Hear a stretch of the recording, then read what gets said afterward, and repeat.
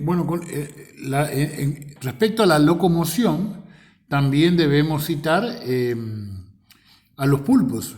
Eh, los bivalvos vimos cómo se enterraban y se movían a través de los enérgicos movimientos musculares que generaba su pie ventral.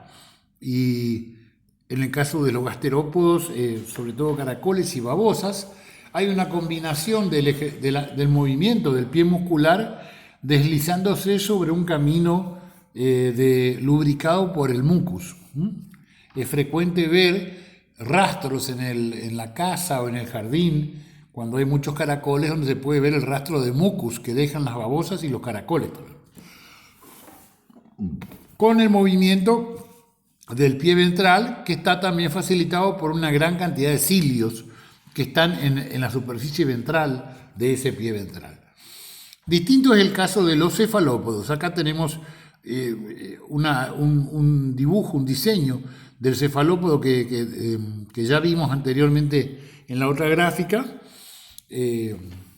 donde podemos ver cómo el manto está envolviendo a la masa visceral del cuerpo.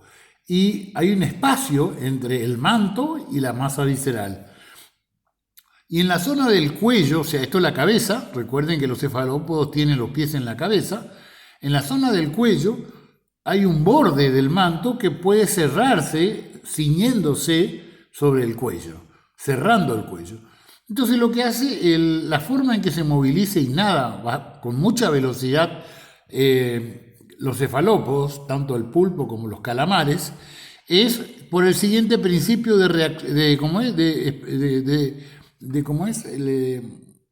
tracción a chorro, digamos, que es metiendo agua dentro de la cavidad del manto, entre el espacio que hay entre la masa visceral y el manto, mete una masa de agua, introduce, deja que penetre una masa de agua.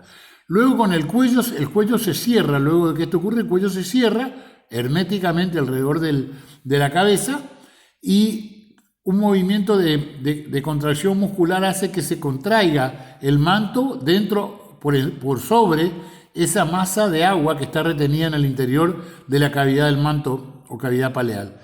Y sale con presión, ¿no es cierto?, a través del sifón.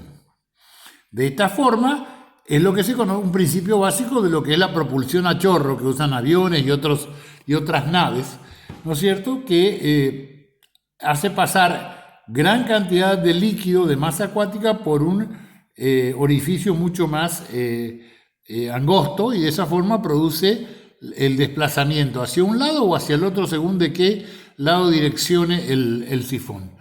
Es muy efectivo el movimiento y la natación veloz que adquieren, la velocidad que adquieren los cefalópodos con este sistema de propulsión a chorro.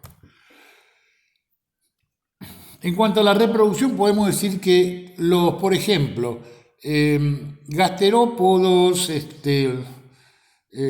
algunos bivalvos, en su mayoría, los gasterópodos en su mayoría podemos decir que son hermafroditas, o sea, poseen ambos sexos, más allá de que ejercen la reproducción cruzada, o sea, dos individuos diferentes intercambian esperma entre sí. Los bivalvos suelen tener sexos separados, expulsan al agua a través del sifón, de su sifón, el sistema de sifones expulsan el esperma y los óvulos que se fertilizan en el agua y luego caen y comienzan el desarrollo. En el caso de los cefalópodos, el otro grupo importante, los cefalópodos poseen sexos separados, y es muy característico el problema que tienen todos los cefalópodos de no poseer órgano de copulación, no tienen pene, al igual que las hembras no tienen vagina, por lo tanto no pueden copular, como en la concepción que todos conocemos, digamos. Lo que tiene entonces, ¿cómo supera esta situación? ¿Cómo lo realiza? A través de ese brazo heterocotilo que les mostré cuando vimos la gráfica y el dibujo del calamar. hay un brazo que se diferencia del resto, que tiene como una expansión dilatada en su extremidad, que se denomina brazo heterocotilo. Ese brazo heterocotilo tiene o contiene en la época de reproducción el esperma. O sea, lo primero que hace el cefalópodo es meter el brazo heterocotilo dentro de su propio abdomen, en la cavidad del manto, y ahí deposita, a través del poro genital, deposita el esperma. Y lo empaqueta dentro de ese brazo heterocotilo en la época de reproducción. Y una vez que elige la hembra, o que mejor dicho, la hembra le permite o lo elige a él, le introduce el brazo heterocotilo en la cavidad del manto de la hembra y lo coloca en el orificio genital de la hembra y de esa forma la fertiliza. Es muy característico el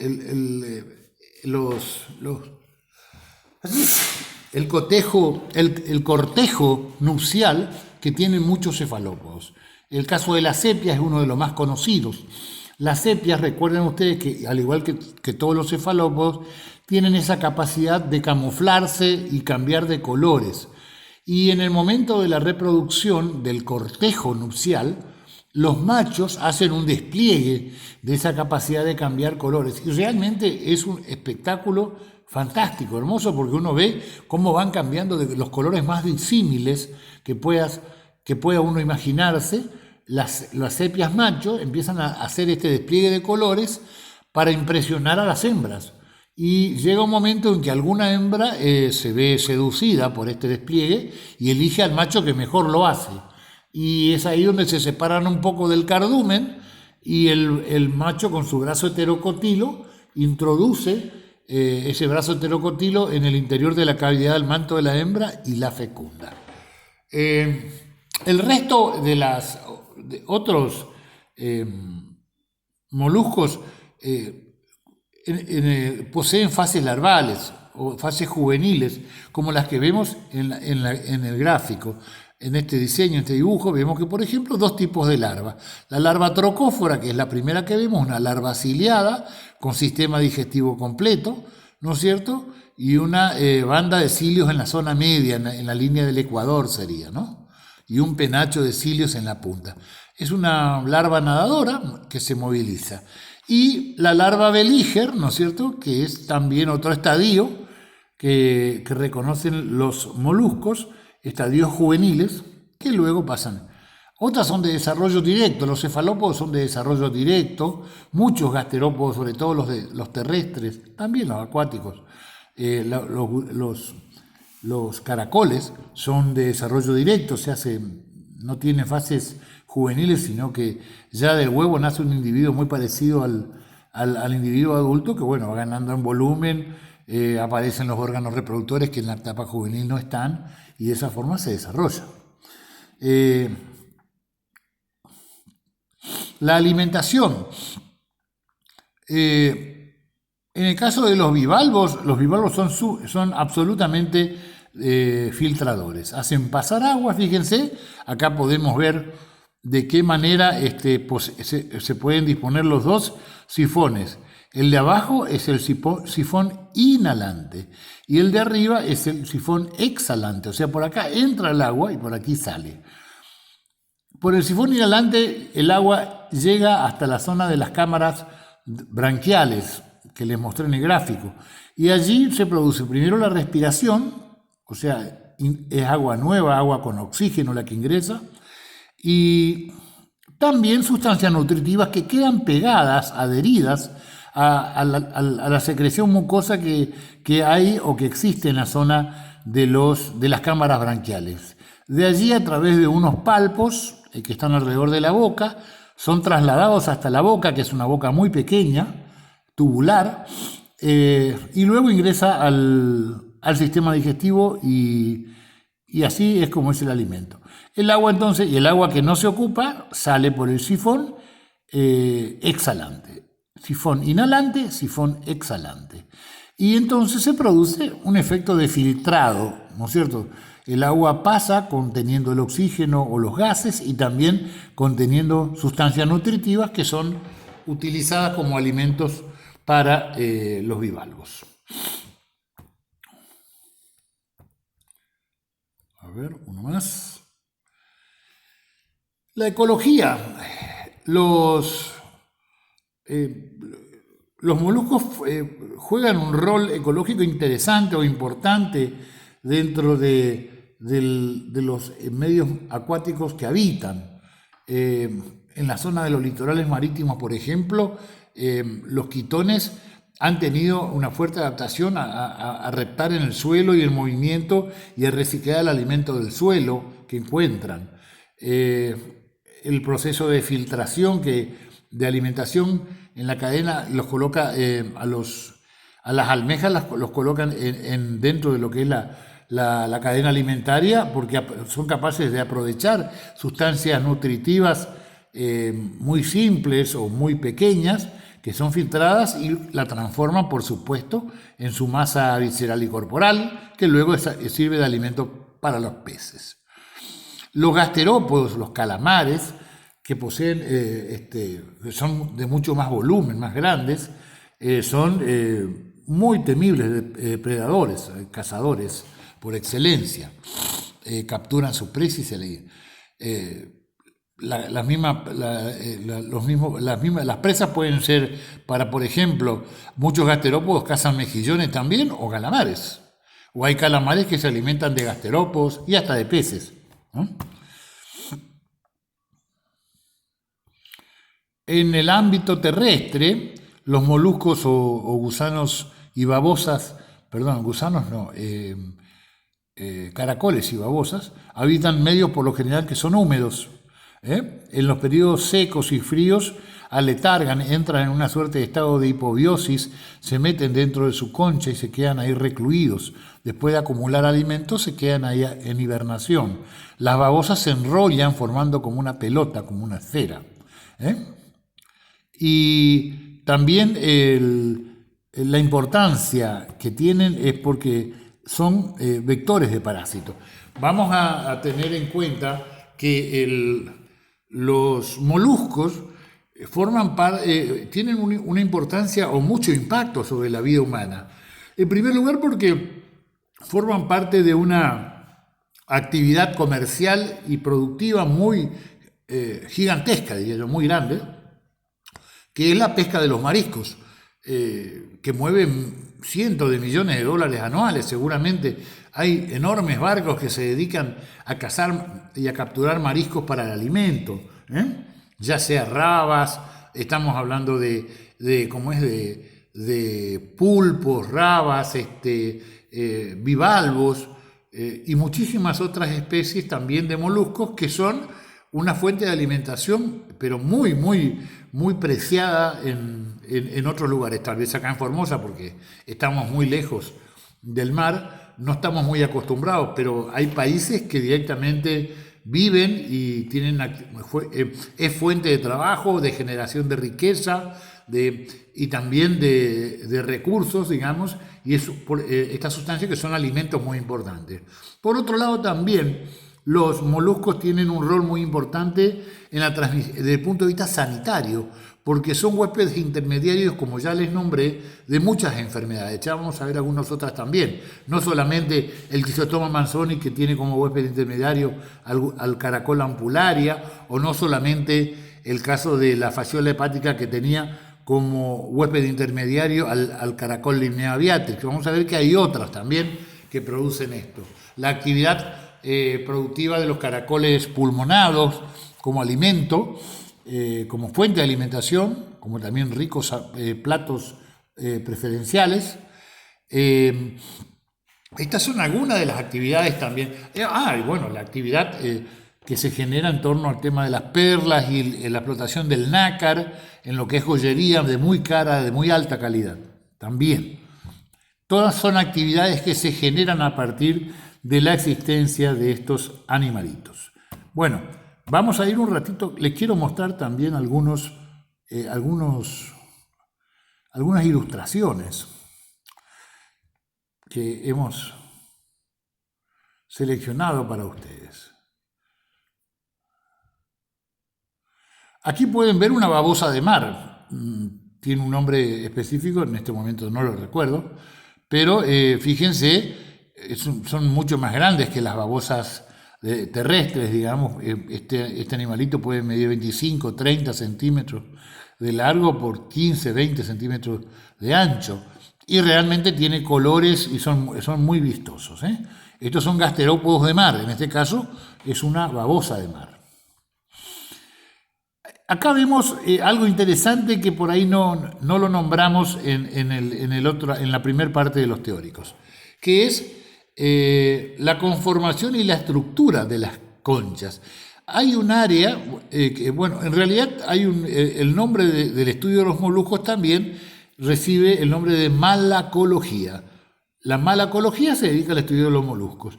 Y dentro de la malacología hay una disciplina que se dedica, la conquiología, que se dedica al estudio de las conchas. Y esto es muy apasionante y aporta datos muy interesantes, en primer lugar, porque hay una enorme variedad.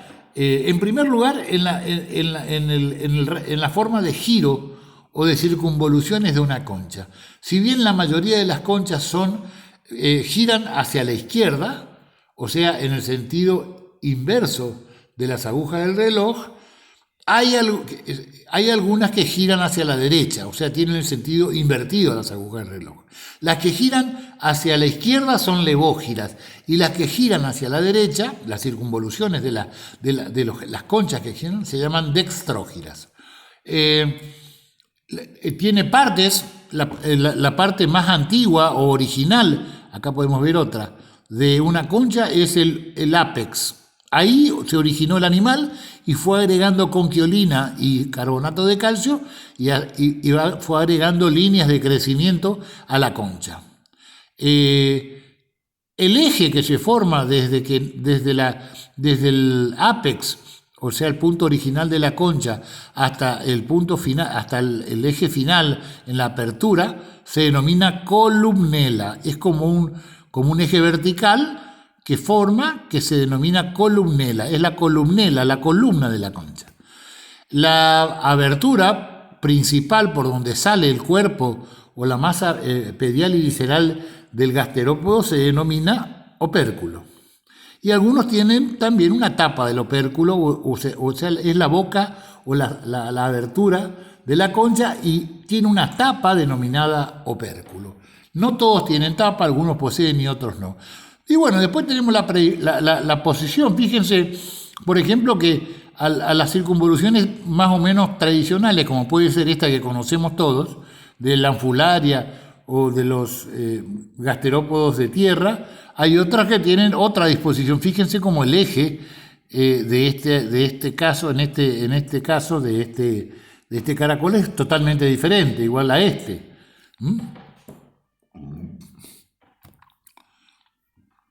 A ver, ¿qué más tenemos? Aquí lo que vemos es un Nautilus. Es uno más de los 3 principales grupos de cefalópodos que desarrollamos acá. Los octópodos, que tenían 8 tentáculos o 4 pares, que estaban los pulpos, básicamente conocidos vulgarmente como pulpos. Estaban los decápodos, que tenían 5 pares, o sea, 10 tentáculos ubicados en la cabeza, y en ambos casos no poseían concha y eran de cuerpo desnudo. El único cefalópodo que posee concha o cubierta calcárea es el Nautilus, que es el que ustedes están viendo en esa ilustración. Posee una concha de carbonato de calcio dura, ¿no es cierto? Y tiene la apertura típica de la concha, y esto que está por encima, que es como una visera, se llama caperuza. Y con esto logra el animal meter su cuerpo ante el peligro, puede introducir su cuerpo dentro de la concha y taparlo herméticamente con la caperuza. Es como una escotilla que cierra cuando hay necesidad de hacerlo. Y los tentáculos no son ni 8 ni 10, sino que son hasta 90 tentáculos puede poseer un Nautilus. Acá vemos típicamente lo que es un pulpo. Fíjense, el pulpo no tiene absolutamente ninguna parte de su cuerpo rígido, es absolutamente flácido.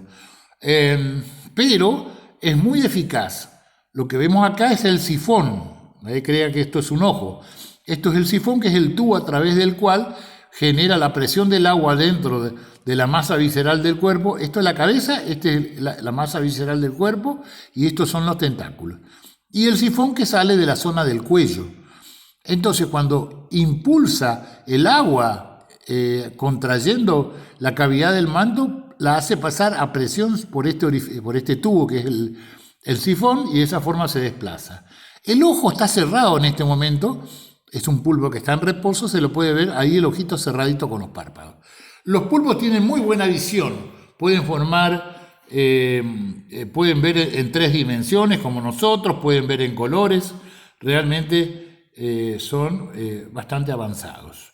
Acá vemos un caracol, fíjense lo que es el diseño de este caracol. Este es un caracol gigantesco, puede pesar más de 1 kilo, en algunos casos gigantes. Son marinos, y abajo vemos el enorme pie ventral con el cual se desplaza. Y aquí adelante podemos ver la extremidad cefálica, la cabeza y los tentáculos sobre el cual están apoyados los ojos. En los gasterópodos, en esos tentáculos que están en la cabeza, son la base sobre la cual se asientan los ojos. Acá podemos ver, por ejemplo, un enorme bivalvo, que debe pesar 15, 20 kilos prácticamente, y vive también en los fondos marinos. Fíjense el enorme desarrollo que tiene este bivalvo. Esta es una de las valvas, la otra obviamente está contra el pecho de esta persona que lo está soportando, y aquí esta zona sería la charnela, y el ligamento estaría ubicado en esta región, y es el que articula la apertura y cierre de ambas valvas. Bueno, acá vemos una cantidad que no. Y acá hay un animalito interesante, amigo, es de origen africano este caracol. Es un caracol tipo de jardín, pero mucho más grande, puede medir hasta 18, 15 centímetros, puede pesar unos cuantos gramos, y es la Acatina fulica. Es de origen africano y se lo ha visto en Sudamérica y también en la Argentina, en la zona de Corrientes. Hace un par de años se logró ubicarlo en algunos jardines. Parece que alguien tuvo la genial idea de traerlo a la Argentina y criarlo, y después se escaparon, obviamente, y se empezaron a reproducir por sí mismos. Hasta ahora no hemos tenido nuevos registros, pero ¿cuál es el problema con el Acatina fulica? En primer lugar, que tiene una secreción tóxica y irritante, produce una secreción tóxica e irritante. En segundo lugar, porque es muy agresivo para los jardines, los destroza, fíjate el tamaño, es más grande que la mano de esa persona que lo está sosteniendo. Y en tercer lugar, porque es huésped intermediario de varios, no de uno ni de dos, de varias parasitosis y enfermedades transmisibles del hombre a los animales, o sea, las denominadas zoonosis. Acá vemos un caracol común, un caracol de jardín. Y acá voy a ver si puedo aumentar de tamaño un poco esto. Así se escribe el nombre científico. Permítanme, voy a correr un poquito esto. Acatina fulica. Este es el enorme caracol terrestre, ¿no es cierto?, que si bien es originario de la zona del África del Este, Kenia y Tanzania, apareció en Centroamérica y también empezó a verse, como le decía, hace un par de años se encontraron algunos ejemplares en la provincia de Corrientes y creo que también en Misiones. Puede medir 17 centímetros de largo y tener más de 8 centímetros de alto. Puede pesar, fíjense, hasta 600 gramos,